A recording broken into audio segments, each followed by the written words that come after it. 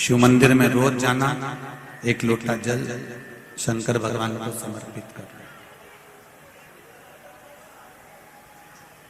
देवराज ब्राह्मण की माता रोज एक लोटा जल लेकर शंकर जी के मंदिर जाती है, शिव जी को जल चढ़ाती है।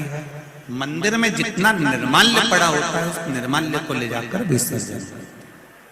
आपको कथा में पहले भी कहा था कि जरूरी नहीं कि किसी नदी के अंदर ही जाकर आप निर्माल्य को उठाकर विसर्जन करें।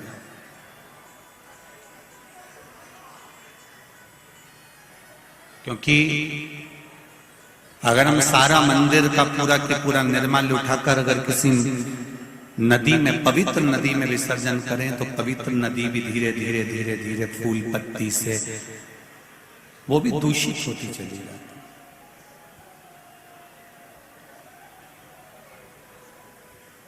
कोई जरूरी नहीं कि आप निर्माल्य को उठाकर नदी में ही डालेंगे, नदी में ही विसर्जन करें। शिव महापुराण की कथा कहती है उस निर्माल्य को ले जाकर किसी एक खड्डे में एक जगह ऐसी बना ली जाए जहां पर आप उस निर्माल्य को ले जाकर डालते जाए।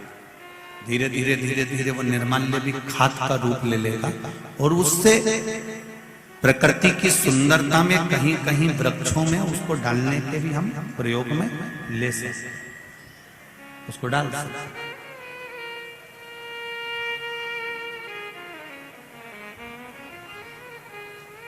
आपको पहले भी कथा में कहा, आज फिर कह रहे हैं, किसी भी शिव मंदिर में जाओ, दिया लगाओ, अगरबत्ती लगाओ, धूपबत्ती लगाओ, तुम्हारी मर्जी पड़े, तुम बेलपत्री चढ़ाओ, धतूरा चढ़ाओ या चावल का दाना चढ़ाओ या पुष्प चढ़ाओ या तुम्हारा मन पड़े जो तुम चढ़ाओ,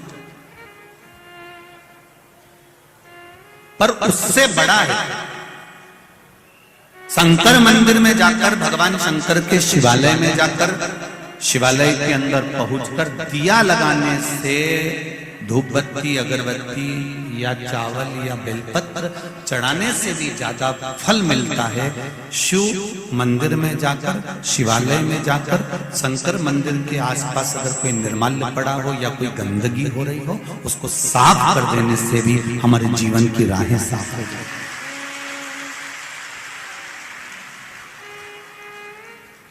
आप शिव मंदिर में जाकर केवल आप ज्यादा कुछ नहीं कर सकते तो एक नियम बना सकते, जाते जाते जाते जाते बीच मार्ग में कोई दो असुर, कोई दो राक्षस ऋषि का रूप रखकर आ गए और संत का रूप रखकर वो पांडवों के रास्ते को भटका गए, पांडवों के मार्ग को भटका।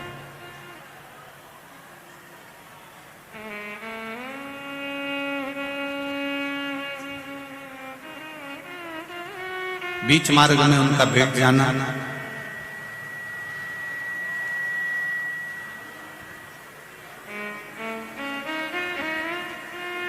शंभो शंभो,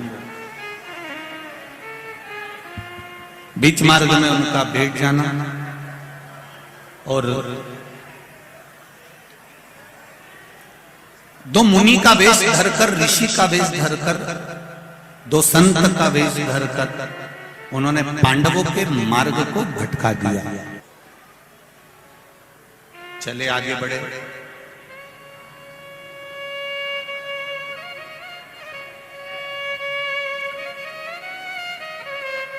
दोनों के दोनों असुर जब आगे बढ़कर चलते हैं, आगे बढ़कर जाते हैं, तो उन्होंने जब द्रौपदी का सुंदर स्वरूप देखा और द्रौपदी के सुंदर स्वरूप को देखकर दोनों लोभित हो गए, मोहित हो गए और द्रौपदी को पाने का तरीका ढूंढने लगे। अब पांडवों को अलग मार्ग पर भेज दिया और ये दोनों असुर, दोनों दैत्य, दोनों राक्षस द्रौपदी जी को पकड़कर ले जाने के लिए आतुर हो गए।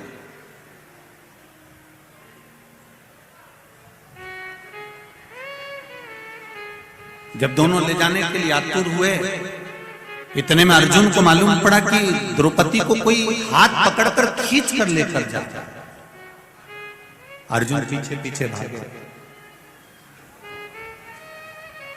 और अर्जुन पीछे पीछे भागकर द्रौपदी को बचाने के लिए जैसे दौड़े, दौड़ते से उन्होंने द्रौपदी को बचाने के लिए असुर का, राक्षस का हाथ पकड़ा और उसको द्रौपदी को छुड़ाने लगे। बस छुड़ाते से वो जो असुर था बहुरोमा, जिसका नाम था बहुरोमा दैत्य, उस दैत्य ने भगवान विष्णु जैसा स्वरूप धारण कर लिया, नारायण सा स्वरूप हो गया उसका। अर्जुन देखकर आश्चर्य कर गया। अर्जुन ने पूछ लिया कि बहुरोमा, आप ये राक्षस की प्रवृत्ति में कैसे आ गए?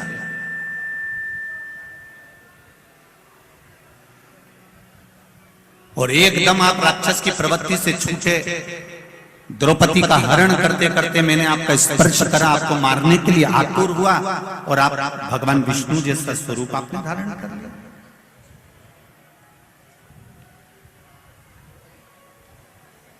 बहुरोमा ने कहा, मैं चंद्रवंशी राजा था, मेरा नाम जयध्वज था।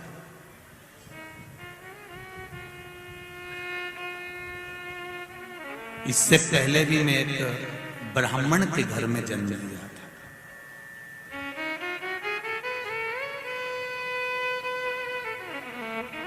चंद्रवंशी राजा रहा, मेरा नाम जयध्वज रहा। मेरा एक नियम था, शंकर जी के मंदिर में जाकर केवल झाड़ू लगाना, पोछा लगाना, कोई वस्तु पड़ी उसको उठा लेना या मंदिर को लीपन कर देना।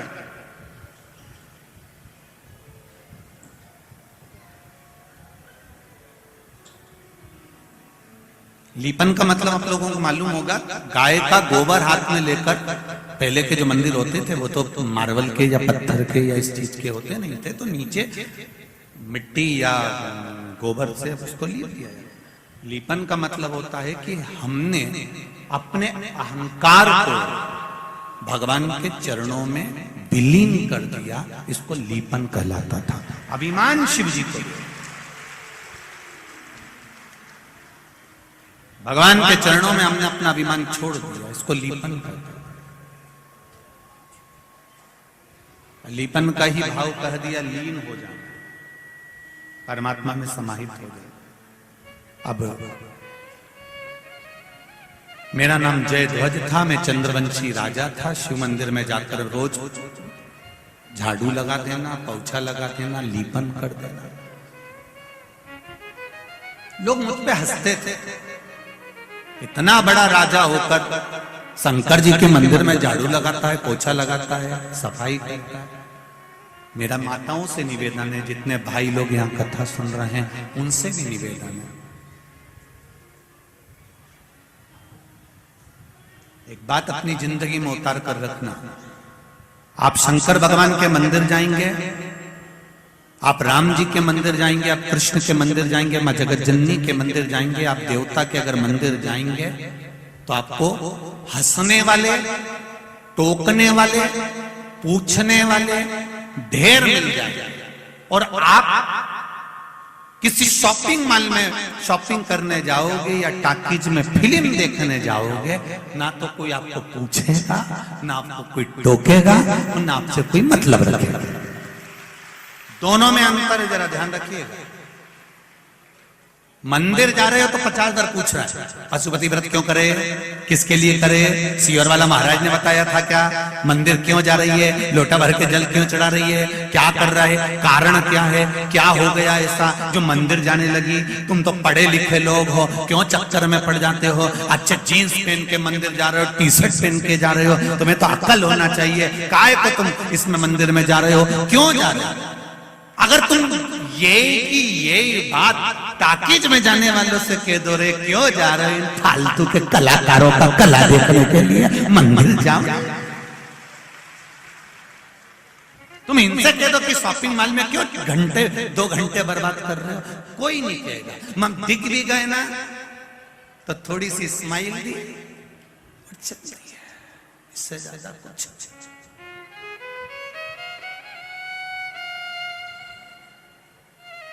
किसी मंदिर में जल चढ़ाते हुए दिख गए, किसी मंदिर में सेवा करते हुए दिख गए, किसी मंदिर में तुम झाड़ू लगाते दिख जाओ, किसी मंदिर में तुम पोछा लगाते दिख जाओ, किसी मंदिर में, किसी देवालय में जाकर, क्योंकि शिव महापुराण की कथा कहती है जहां पर भगवान स्थिर रूप में बैठते हैं, प्रतिष्ठा के साथ बैठते हैं, वो मंदिर कहलाता है। जहां पर मेरा देव अधिदेव महादेव बैठता है वो मंदिर नहीं, शिवालय कहलाता है। वो शिवालय, मंदिर में और शिवालय में अंतर होता है। मंदिर में भगवान एक बार बैठ गए तो बैठ गए, और शिवालय में जहां पर मेरा देव अधिदेव महादेव बैठा हुआ है, जिसके सामने नंदी बैठा हुआ है, नंदी से शिवालय की जहां स्थापना होती है, शिवलिंग जहां रखा रहता है, वहां एक सूत्र बांधा जाता है। सूत्र, उस सूत्र के बंधने से यह सिद्ध होता है कि मेरा महादेव प्रतिदिन नंदी पर बैठकर इस मंदिर से निकलकर घूमने जाता है रोज।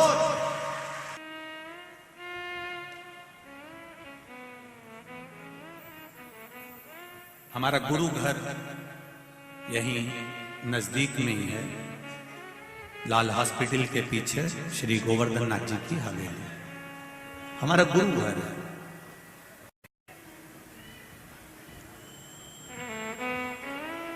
परम पूज्य गुरुदेव श्री विठलेश राय काका जी महाराज गोलोकवासी, उनकी गुरु दीक्षा ब्रह्म सम्मन, उसके बाद में परम पूज्य गुरुदेव गोलोकवासी श्री देवकीनंदन महाराज श्री, फिर उसके बाद में अभी जो वर्तमान में विराजमान है श्री दिव्येश बाबा विराजमान। हवेली जी गोवर्धन नाथ जी की हवेली जी कही जाती है, उसको मंदिर नहीं कहते, क्योंकि वहां पर भी मेरा कन्हैया छोटा सा कभी झूले में आकर बैठ जाता है, कभी पलने में आकर बैठ जाता है, कभी राजभोग में आकर बैठ जाता है, कभी शयन के लिए अंदर चले जाता है, वो अपने घर में भ्रमण करता है। इसलिए वो गोवर्धन नाथ जी का मंदिर नहीं, हवेली है वो गोवर्धन नाथ जी का, उनका निज घर, निज स्वरूप वहां विराजता। उसी तरह शंकर जी का मंदिर नहीं होता, छोटा सा भी अगर तुमने मंदिर बना दिया है तो वो शिवालय है, जहां पर मेरा देवाधिदेव महादेव, जहां पर मेरे शंकर भगवान, जहां पर मेरे भोलेनाथ अपनी पार्वती जी के साथ में, गौरा जी के साथ में नंदी पर सवार होकर भ्रमण के लिए प्रतिदिन निकलते हैं रोज।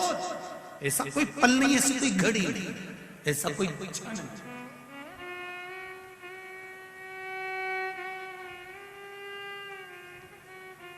मेरा नाम जय ध्वज है और मैं जय ध्वज शिव जी के मंदिर में आराधना करता था, शंकर जी के मंदिर में पूजन करता था, शंकर की आराधना में लीन रहता था, शंकर की भक्ति में लीन रहता था।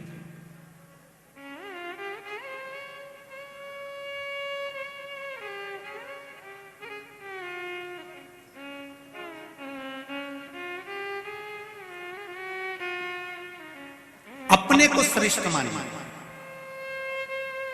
और अपने आप को विद्वान मानना या अपने आप को श्रेष्ठ मानना, बाकी के किसी को आप सम्मान नहीं देना, इससे मेरी गति बिगड़ी है। महाराज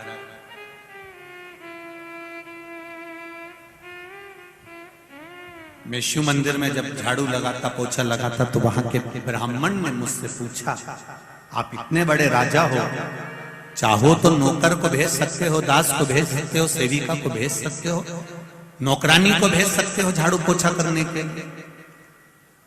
और हमारे यहाँ स्कंद पुराण में जो 16 सोमवार के व्रत की महत्वता कही है,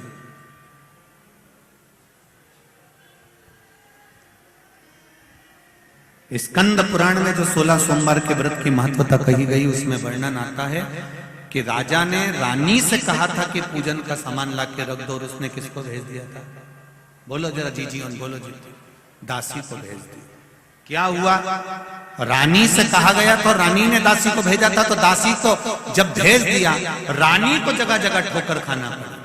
तो राजा कह रहे हैं ब्राह्मण देवता से, ब्राह्मण कह रहे हैं कि आप इतने बड़े राजा, लाओ मैं सेवा कर देता हूं। आप इतने बड़े राजा, ये झाड़ू लगाने आते हो, पोछा लगाने आते हो।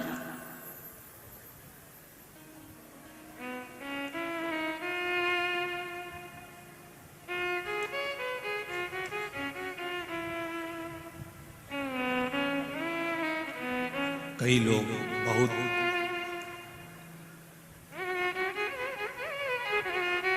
अभी कानपुर की कथा में कहा था, जब व्यक्ति बहुत उन्नति की सीढ़ी पर चढ़ जाता है, बहुत धनपति बन जाता है, बहुत ऊंचे सिंहासन पर या बहुत ऊंचे पद पर बैठ जाता है, तो उसकी दो चीजें चली जाती है, एक रोटी और एक हंसी। ये दोनों चीजें धीरे धीरे कम होती चली जाती। रोटी खाने का समय नहीं मिलता और अपनों के साथ में बैठकर हंसने का समय नहीं मिलता, क्योंकि पद पद प्रतिष्ठा में इतना ऊंचा बैठ जाता, इतना ऊंचा बैठ, उसकी रोटी भी कम हो गई और उसकी हंसी भी कम हो गई।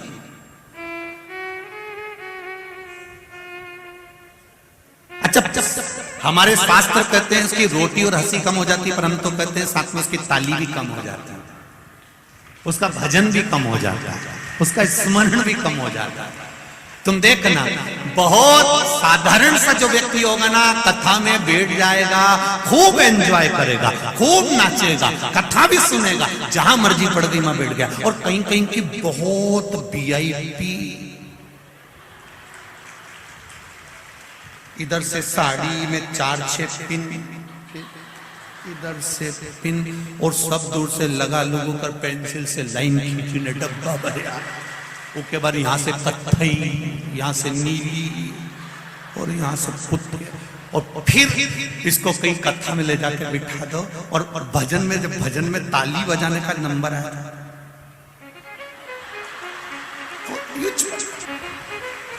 लोग कहेंगे बताओ भगवान महाराज की कथा में ताली बजा रही थी, इतना वीआईपी हो,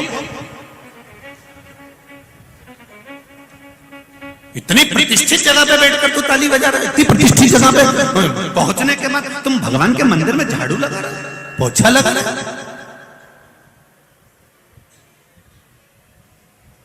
जब बहुत ऊंचे पद पर बैठने के बाद आप शंकर जी के मंदिर में थोड़ी सी सेवा कर रहे हो, तो याद रखना आप हजारों लोगों को प्रेरणा दे रहे हो कि मैं भगवान के सामने झुक रहा हूं, तो तुम भी झुको। शिव महापुराण की कथा कहती है, 16 सोमवार की कथा कहती है, स्कंद पुराण से निकली हुई सत्यनारायण भगवान की कथा कहती है, स्कंद पुराण से निकली हुई 16 सोमवार की कथा कह रही है, स्कंद पुराण से निकली हुई सत्यनारायण भगवान की कथा कह रही है कि जिस परिवार में भगवान की पूजन कराने के लिए ब्राह्मण देवता आते हैं और ब्राह्मण पूजन की तैयारी करें, उससे पहले घर की नारी, घर के पुरुष को पूजन की थाली लगा लेना चाहिए, अपना आसन ब्राह्मण से ना बिछवाकर खुद बिछवाकर बैठना चाहिए। ये हमारा शास्त्र है।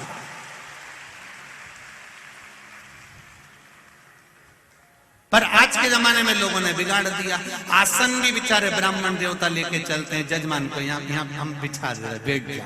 आंटी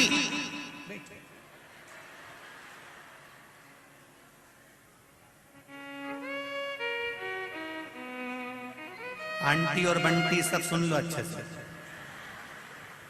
आसन भी खुद लगाइए, पूजा की थाली भी खुद लगाइए, पूजन का विधान पाटे पर भले ब्राह्मण देवता जमाएं, कलश ब्राह्मण देवता रखें, पर थाली स्वयं लगा कर रखिए।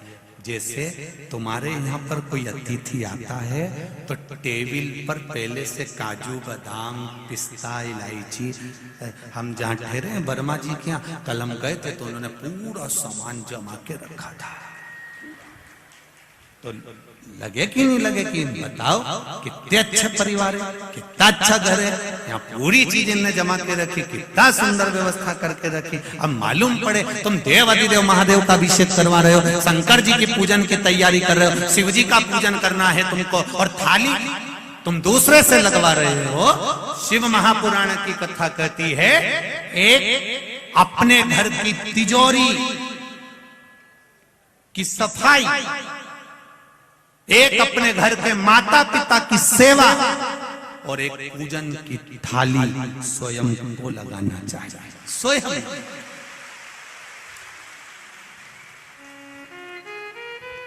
स्वयं घर के माता पिता की सेवा नौकर से नहीं, खुद करो। तिजोरी है ये, घर की तिजोरी। कभी नौकर से कहते ना, बेटा घर चले जा, मेरी तिजोरी रखी, उसकी सफाई कर दे। नौकर ऐसा साफ करेगा दादा, भेरू पूरा सिंदूर चढ़ा के चले जाएगा पूरा, दिखेगा ही नहीं तेरे को। तो देख, अब नौकर से कहो कि घर की तिजोरी की सफाई कर दे, करे वो सब साफ कर जाएगा। घर की तिजोरी की सफाई का हक घर के व्यक्ति का है, माता पिता की सेवा का हक घर के व्यक्ति का है, उसी तरह पूजा की थाली लगाने का हक घर के व्यक्ति का है। ये निश्चित स्वयं लगे, स्वयं।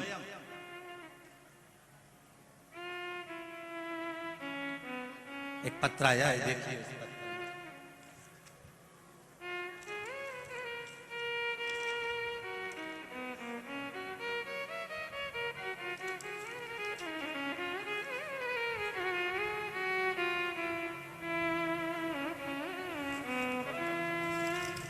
शंभो शरण माधो घड़ी घड़ी दूध काटो गया। हम कहने में पीछे नहीं हटेंगे। जिसके घर में जो सत्ता का भी अगर सुख भोग रहे हो, तो ये निश्चित है कि आपने पूर्व समय में जरूर शंकर जी के मंदिर में या तो झाड़ू लगाई होगी, या सेवा करी होगी, या वहां का निर्माल्य उठाकर विसर्जन करा होगा, या पूजा की थाली लगाई, उसका सुख है। हम जहां भी कथा करने जाते हैं तो हम हमेशा स्मरण में रखते हैं कि भोलेनाथ जी, हम उनसे भी कहते हैं, बाबा तूने जितनी जगह कथा कराई, चाहे कानपुर कराई हो, चाहे काशी कराई हो, चाहे जहां जहां आप कथा करा रहे हो, या आपकी कृपा करुणा है, तो हमने देखा है जहां शंकर भगवान को मानने वाला होता है या शिव भक्ति में डूबने वाला होता है, ये शिवपुराण होती भी वहीं पर हो जहां शंकर के भक्त। हमने शुरू से देखा है शुक्ला परिवार में, संजय जी शुक्ला जी के इस पूरे परिवार का हमने स्मरण किया है कि इनके परिवार में शंकर का अभिषेक, पूजन, अर्चना और शिव स्तुति आज से नहीं, इनके दादा परदादा के समय से होती आ रही है। ये शिव भक्ति और उसी का फल मिलता है, और उसी का फल, उसी का आनंद।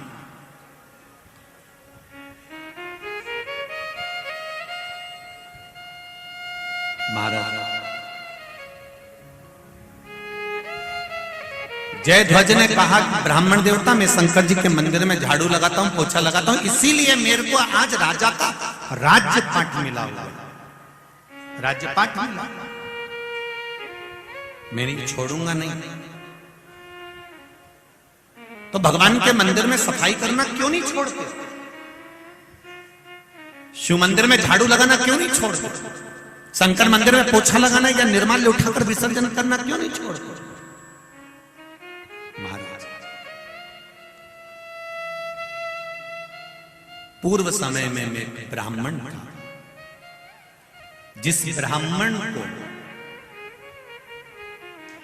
मैं उस समय पर रेवत ब्राह्मण था, और रेवत ब्राह्मण एक ऐसा ब्राह्मण जो पूजन नहीं करा सकता, मैं रेवत ब्राह्मण था। नरसिंह पुराण की कथा कहती है कि मैं रेवत ब्राह्मण था, और रेवत ब्राह्मण था, मुझे पूजन का अधिकार नहीं था, मैं पूजा नहीं कर सकता था। मैं भगवान की आराधना में कहीं किसी स्थान पर बैठकर जजमान को बिठाकर पूजा नहीं, पर मैंने धन के लालच में, धन के चक्कर में पूजन कराना प्रारंभ कर दिया। मुझे धन मिलने लगा, पैसा मिलने लगा, पर मैं रेवत था माना, पर मेरी बुद्धि भगवान में नहीं रम पाती थी।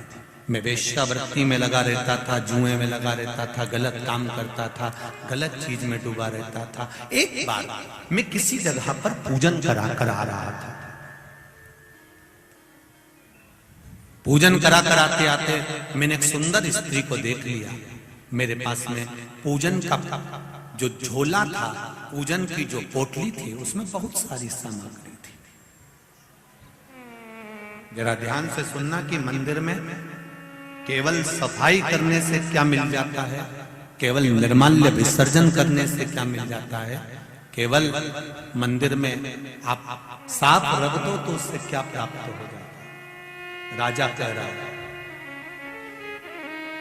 जयध्वज कह रहे हैं, ब्राह्मण देवता, मैं पूर्व समय में एक ब्राह्मण था, रेवत ब्राह्मण था, और मैं ब्राह्मण पूजन कराने का मुझे हक नहीं था उस समय, पर मैंने पूजन कराई, इकट्ठा करा। एक बार पूजन करा रहा था, मर्द में से एक सुंदर स्त्री निकल कर जा रही थी। उस स्त्री को मैंने देख लिया, जबरन पकड़कर उसको टूटे हुए खंडेरे की ओर लेकर गया। मुझे नहीं मालूम था कि ये शिव जी का मंदिर है। मैं गलत कार्य के लिए उसको लेकर गया था। मैंने जब अंधेरा देखा, तब अपने पात्र में से, अपने वस्त्र में से थोड़ा सा घी जो लाया था यजमान के यहां से, उसको निकाल कर अपने ही उस पात्र में से थोड़ा सा कपड़ा निकाल कर फाड़ कर दिए में डुबो कर उसको जलाया। गलत कृत्य के लिए गया था। उस नारी के साथ में मैं गलत कर्म करना चाहता था। अपना वस्त्र उठाकर मैंने मंदिर का वो फर्श, मुझे नहीं मालूम कि शिव मंदिर है, और उसको मैंने साफ किया, और गलत कर्म के लिए मैं वहां बैठा। इतनी देर में सामने से राजा के दूत आ गए। उनको लगा कोई इस खंडेरे के अंदर फंसा पड़ा है, और लगता है कि कोई ना कोई हमारे राज्य का निंदक होगा, खबरी होगा। जानकर वहां पर राजा के दूत आ गए और उन्होंने मुझे मार डाला। शिव मंदिर में ही मेरे प्राण चले गए। मेरा प्राण जब गया, मुझे अगला जो जन्म मिला है, वो जन्म मेरे प्राण छूटने के बाद जो मुझे प्राप्त हुआ, वो बैकुंठ का पद प्राप्त हुआ। जब मैं इतना बड़ा पापी था, मेरा पाप कर्म कितना प्रबल था, मेरे पाप कर्म कितना करा था, इतना पापी होने के जब मैं बैकुंठ के रास्ते पर गया, तो मैंने चित्रगुप्त महाराज से पूछा, मैंने दिन रात पाप किया है, बेकार से बेकार कर्म किया है, फिर मुझे ये बैकुंठ का राज्य कैसे मिल गया, ये बैकुंठ का सुख कैसे मिल गया? तो कहा, तुमने शिव मंदिर में वस्त्र से थोड़ा सा गंदगी साफ करी थी और एक दिया लगाया था, उसका पुण्य है कि बैकुंठ का मार्ग। वहां भी मैं शांति से नहीं बैठा। जब एक बार धर्मराज मेरे सामने आए और मैंने उनसे कहा कि मुझे, धर्मराज ने पूछा कि बैकुंठ में कुछ चाहिए तुमको? तब मैंने कहा मुझे कुछ नहीं चाहिए, केवल सफाई करना है इस बैकुंठ की। और मैं बैकुंठ का द्वार साफ करता रहा, तो आज मुझे चंद्रवंश का राज्य मिल गया। ब्राह्मण देवता, छोटा सा गलत करने के उद्देश्य से भी अगर मैंने सफाई करी थी शिव मंदिर की, उसका फल ये मिला कि आज मैं चंद्रवंश का राजा बनकर बैठा हूं। उसकी दया है। मेरा आप सबसे निवेदन है, जितने भी लोग आस्था चैनल पर कथा सुन रहे हैं, फेसबुक यूट्यूब पर कथा सुन रहे हैं, या जितने ये इंदौर की पावन धरा में बैठकर कथा सुन रहे हैं, आप सबसे निवेदन करूंगा, कभी शंकर के मंदिर में एक लोटा जल लेकर अगर नहीं भी गए नहीं आप दिया लेकर गए, नहीं आप अगरबत्ती लेकर गए, नहीं आप धूप बत्ती लेकर